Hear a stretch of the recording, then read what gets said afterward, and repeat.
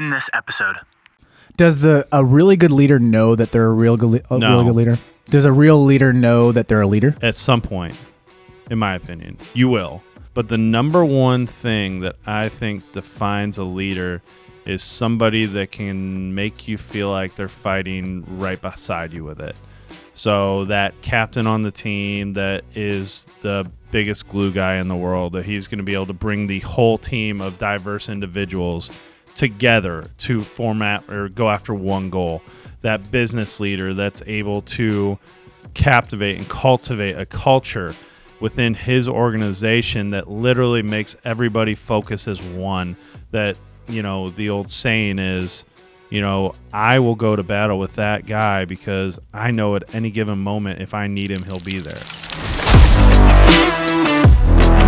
What is up, everybody? Welcome back to another edition of The Closing Pitch. My name is Spiker Helms, and this is a show about people, culture, and how to create a winning lifestyle. Dave is across from me. How are you doing, buddy? I'm good. Going to Canada. I am. The Great Leaf. Maple Leaf. Yeah, but that's not what they call it. Well, I mean, we can roll with it and see if Sure. the Canadians take it. The country north of us, going northbound. I'm excited. It should be good. I'm going up there for a buddy of mine's wedding, a guy I played college baseball with, which always kind of goes back to the conversation we have always, you know, on this podcast, that you never know where baseball is going to take you. I mean, that's kind of cool. That it now forges relationships. Right. Like, it's crazy. Just the amount of people that you meet, and then next thing you know, you're on a plane going to Canada or going to Mexico. I've never been to Canada. You've been to Mexico. I have for yours. Yes. So. But I am actually going to Canada as well. Right. In July, Winnipeg. There you go. So be the first time going up north. Yeah. I'm looking forward to it. I'm really excited because I really want to know what your experience is like with the whole deal up there. So I just wish I was going a little later in the year. It's still a little chilly for me up there. I heard it's beautiful. I heard it's beautiful this time of year. I don't like it. Guys, this topic for today is something that I've been thinking about. I've been reading a couple books, and one of them is Give and Take by Adam Grant.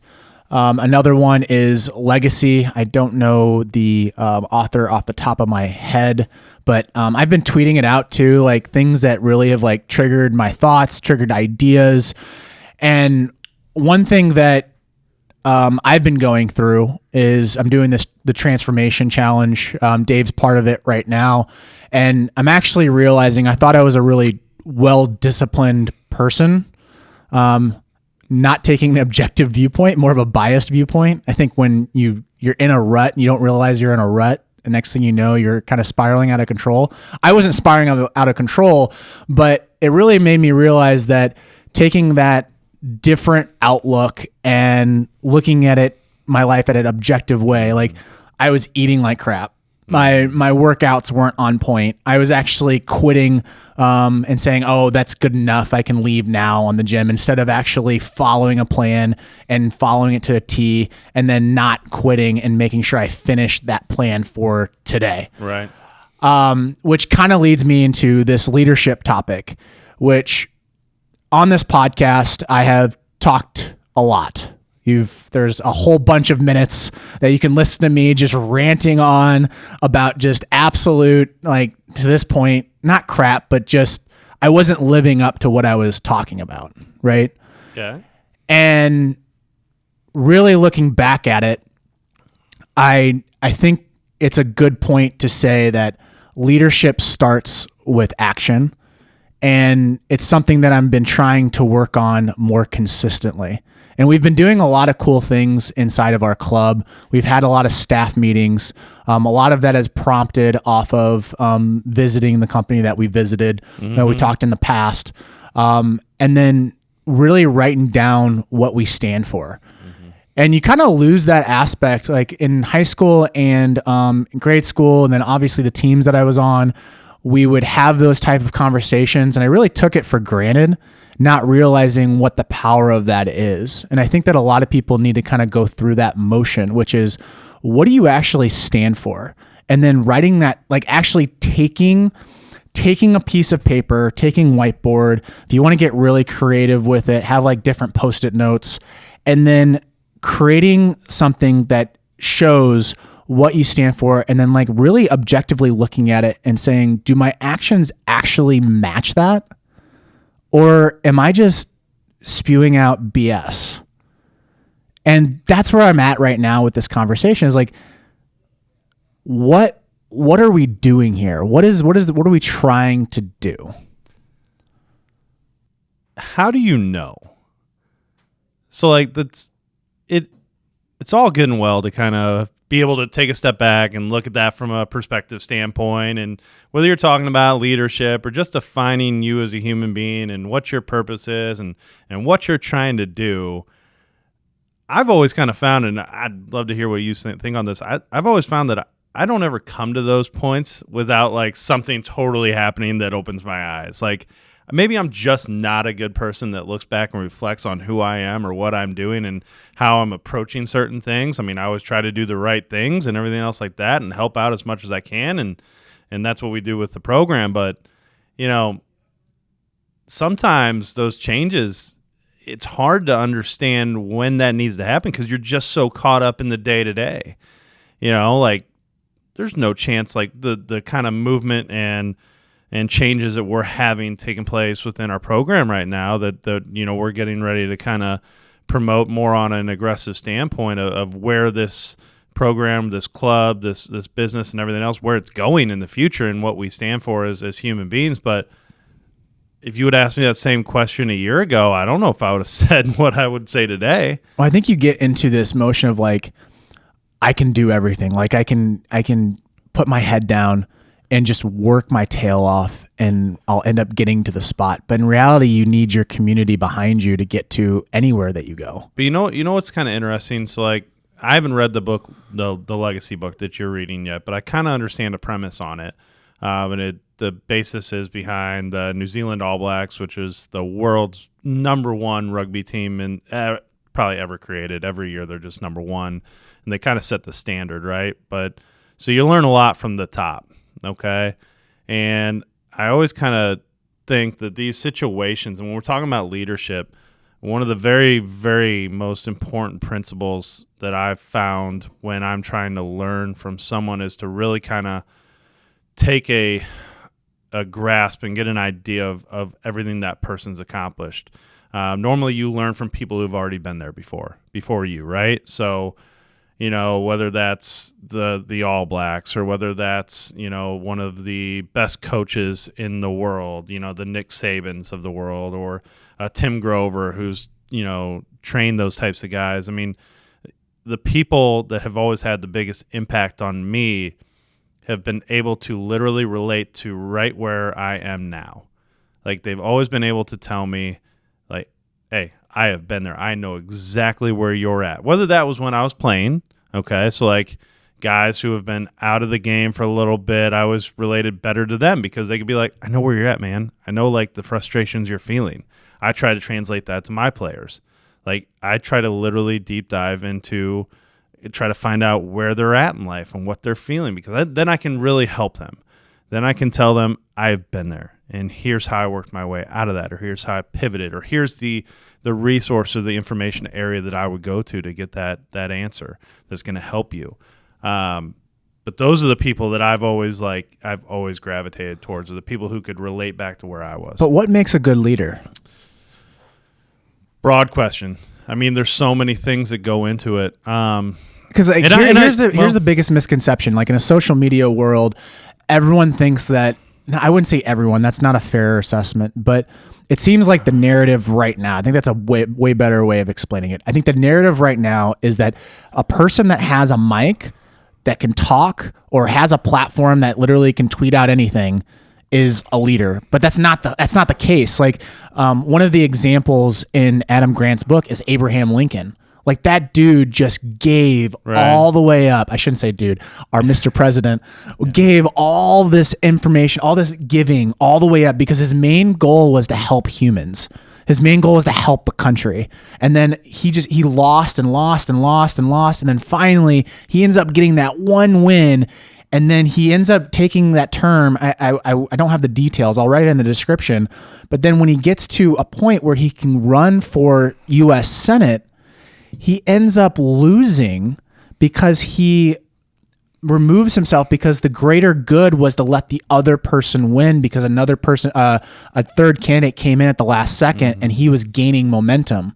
So the only way that he would have beaten him is be able to take the sword, lost, and the other person he was competing with won the Senate seat.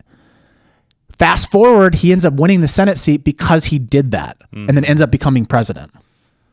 So I think everybody views leadership differently. I'm going to give you my perspective on it. I gravitate towards leaders who, one, have been through what I am already doing, like I just mentioned, okay? Like I want to learn from people who are above me. I want to learn from people who have more experience than me, okay? So generally that's where I gravitate towards. But the relatable? Kind of. It helps me because then our communication is so much better on it. Or I can visualize, okay, this was the next step that they did, or this was the pivot, or this was the information I should be learning and taking in right now. Which I do have a follow-up question for that, but go ahead. But the number one thing that I think defines a leader is somebody that can make you feel like they're fighting right beside you with it. So that captain on the team that is the biggest glue guy in the world, that he's going to be able to bring the whole team of diverse individuals together to format or go after one goal. That business leader that's able to captivate and cultivate a culture within his organization that literally makes everybody focus as one. That, you know, the old saying is, you know, I will go to battle with that guy because I know at any given moment if I need him, he'll be there. And that he's literally taking, or she is literally taking an invested interest into your life, into your time, into what you're doing. Like those are extra steps that I think a lot of people forget. Like the time to just sit down and talk to someone and ask them how their day's going and really kind of feel like, you know, hey, how can I help? How can I be a part of your life? Like people want to, you said, people have big audiences now and they want to get on a mic and they want to spew facts or what they deem as facts, right? But if you don't have the follow-up, all you're doing is being loud. Like the follow-up has to be a crucial aspect because you might pique someone's interest with some of the information you're spouting or that you've written into a book or that you're using in a podcast format. You might, you know, get some interest there going, but I'm more interested in the follow-up at that point. I want to have the conversation. I want to then really understand, well, what do you like about that information? How does that apply to your life or your business or your team or your game and what you're doing? And then, you know, like, for example, we put out that video of me talking about counts the other day, when to add in pitches to your repertoire. And I kind of gave a different perspective than just the old, age thing. But I wanted to kind of go a step further because I was genuinely interested in the people who wanted that info. So I kind of put like a little thing out there. Please come at me with questions. I'm happy to answer. And not that I hope they viewed it as some good information, but well, you actively went into the post and actually said, "Hey, this is who I am. Yeah. This is what I've done." It's not like you were hiding behind. Like I figured the ivory towers. You're not hiding in an ivory tower, which I think ivory towers nowadays is holding a mic, holding a camera, anything that deals with like a written word, but then you don't respond. Like that's ivory tower. I always view influencers or people that are in higher status than I am and they don't respond. It's like, all right, are you really the real deal or are you just saying stuff? Yeah. And I mean, I just think it's that extra mile. I just think going that extra little, step to where that led to a couple cool phone conversations for me. That led to a couple neat little notes back and forth and one was an email and one was this. And, I hope that information helps. And then what I really kind of hope is that it develops a culture where they feel like they can reach out again if they need something. And I don't even know if these people are part of our club or anything. That's totally fine if they're not. I just think that you're there to help. But the best leaders are like, those guys that will just go the extra mile to build the relationship, because then it means so much more. Does a really good leader know that they're a really good leader? Does a real leader know that they're a leader? At some point, in my opinion, you will. I think you'll find yourself. I think you'll find yourself one day doing a lot of the same things that you just have been doing in order to help people, and then you'll kind of take a step back and be like, man, I have a pretty decent impact on these people's lives. Again, whether it's a team, like, you're not going to know at the start. I think honestly, when you're just getting into it, you should listen as much as you can to the people who are ahead of you. You should ask as many questions as you can. And then you're going to get to a point where you're in the situation where you might put a couple actions out there and start to try to develop it. And trust me, I've been like wrong and bad at this a million times. And I'm sure I will be in the next 10 to 15 years of my life or whatever. I guarantee I'm going to make mistakes, but I think that action point is so crucial. Be the coach who wants to like throw something out there that you believe in at that moment that you think is going to help people. And again, whether it's right or wrong, the action is what matters. And then you'll really kind of develop your routine and your system and how you try to talk to different types of people, because that's important too. That kind of language is different with everybody. And then you'll really start to, as time goes and you develop as a person, really, you will start to understand how to connect at a deeper level, that's the key unlock right there. That's the point where you can really make a change and impact someone. And so that's like, at that moment, you kind of look back, and I don't know if you ever want to look at yourself as like, put it in your resume, I'm a great leader, but like, maybe look back and be like, I think I've really impacted some people. That's what it's about. Like, the leader title gets thrown around too much because there's a million of them in the world, right? And I think everybody has like 20, 30 different people they go to for different things in their life, whether it be your parents, your friends, your mentors, your people that you read about. Yeah, there's just so many different areas, but again, when you can say you've made the impact, I think that's what true leadership is. I personally think that the leader doesn't know that they're really a leader until the very end. Yeah, for sure. That's what becoes their legacy, is that they were a leader. Like, when you think about, I just kind of put my shoes in like Abraham Lincoln's shoes and say, do you think he really thought that he was really a leader? Like, he was very uncertain of himself and a lot of characteristics, and then all of a sudden he's just trying to do the right thing, and he provided more action than actual words after reading Lincoln on Leadership, and obviously getting another reference from Adam Grant. It's interesting when someone comes out and says, "Oh, I'm in a leadership position." It's like, well, are you handling it the right way? The action is what makes the words valuable. 100%. The action that has to be the key. Again, like saying that you're a leader, it doesn't mean anything. Like, you're a leader, you're in a leadership position, but are you really a leader? Like, are you just having a title?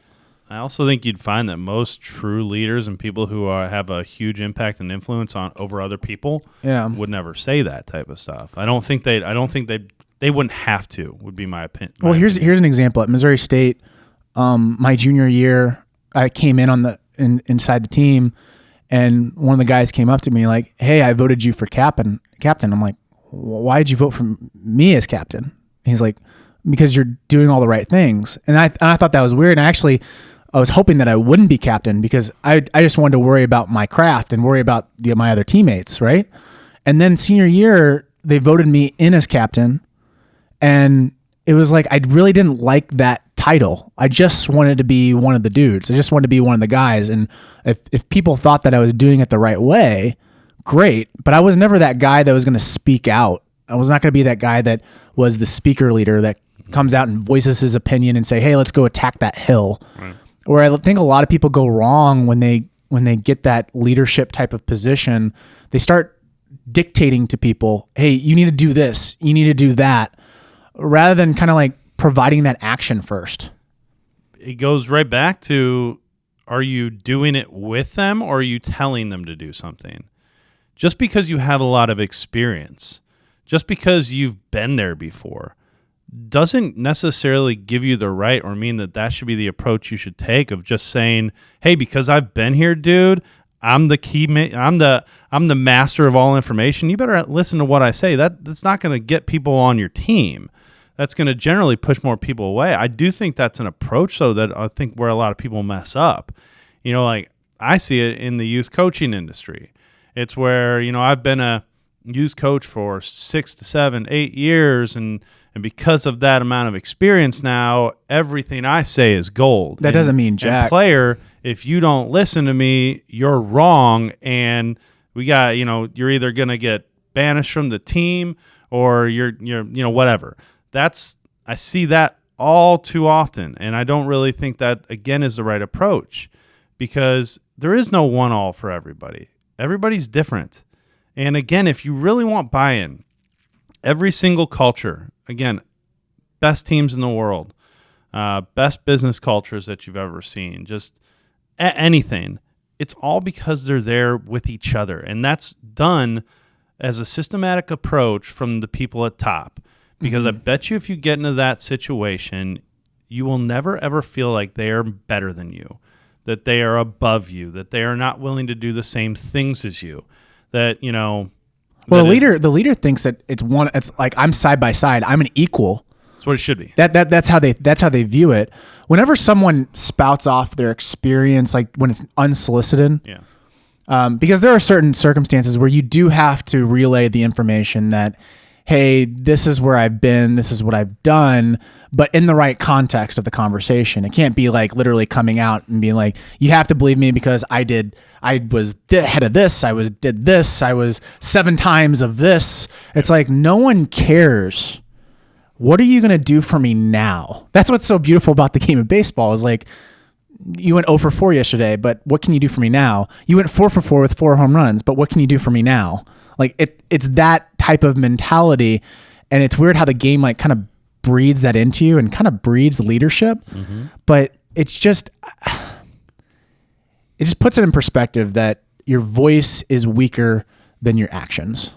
Your actions have to be extremely strong. That's the whole thing.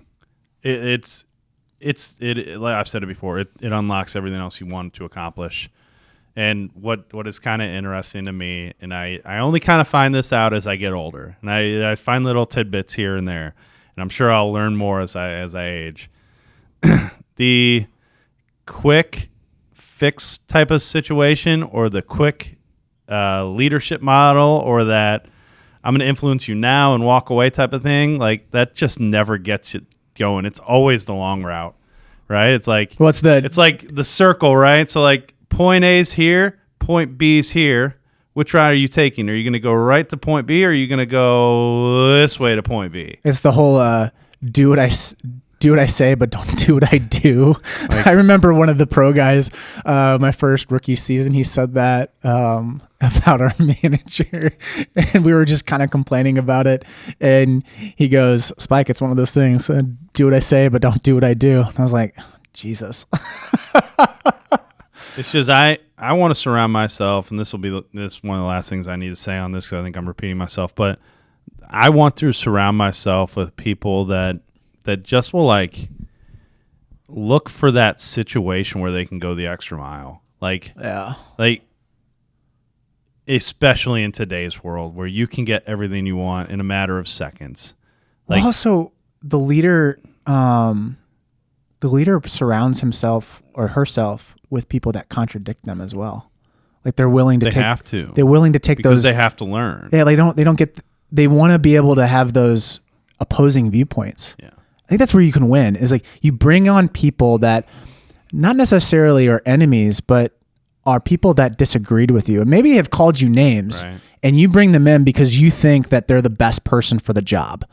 That's a huge leg up on true leaders. Well, you want to know, like one of the times as a coach that I felt like I've always had the biggest impact is after the game.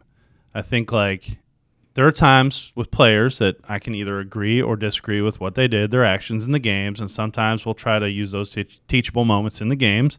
And I can tell 100% that sometimes players are frustrated, and I get it because it's a frustrating game at times, or they can get frustrated with me. to go to the point of going the extra step, I've always found like I've had the biggest impact once the game is done.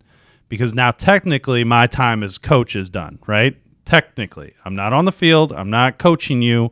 We're not in a cage. We're not doing anything. But when I've been able to be like, hey, dude, let's stick around and let's just chat in the bleachers for a little bit, you know, and let's really talk this out. And I want to hear from where you were coming from. Or it could be around anything. It doesn't have to be something that happened in that game. It could be something that's happened in their life. Or it can be anything that we interact with on them on a daily basis. But when we've taken that, like, extra 30 minutes, hour, however, whatever long, right? I always felt like that made a much more massive impact than anything else that I did on the field, because now they understand, like, man, like, number one, he cares. Number two, he's willing to take time out of his day.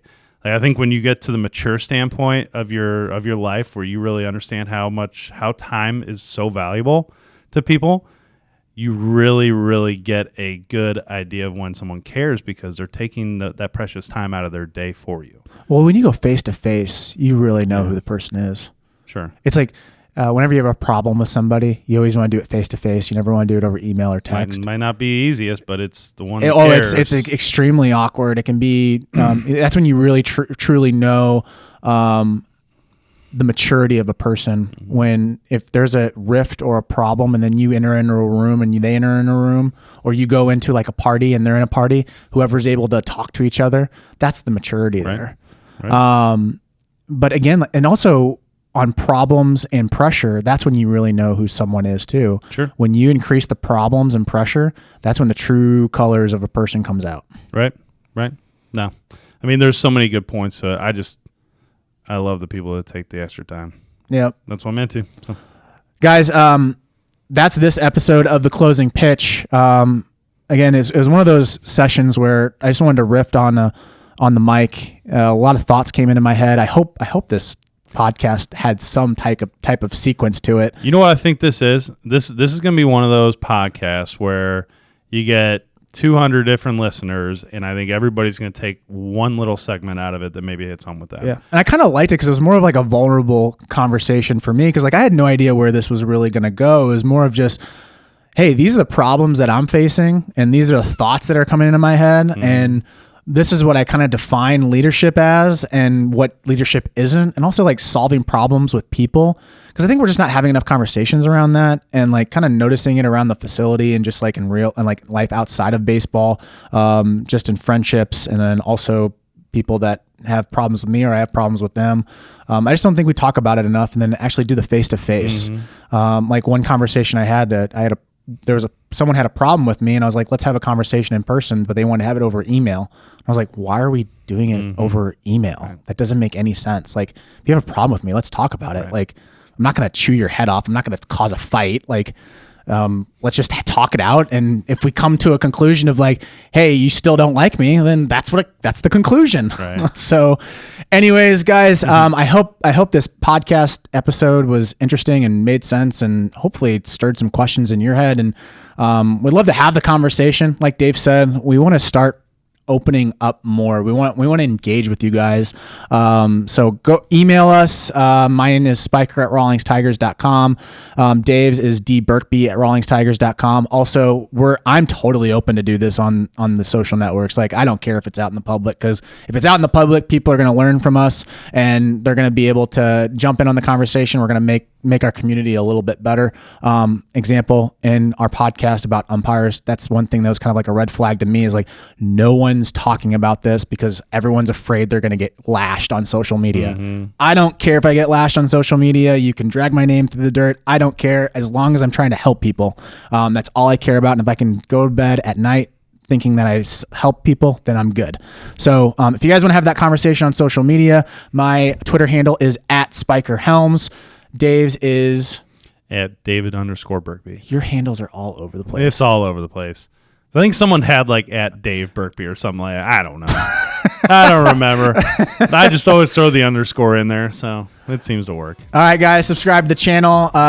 Give us a rating, 5 stars preferably. You can watch this podcast on Spotify and on YouTube. See ya. See you guys.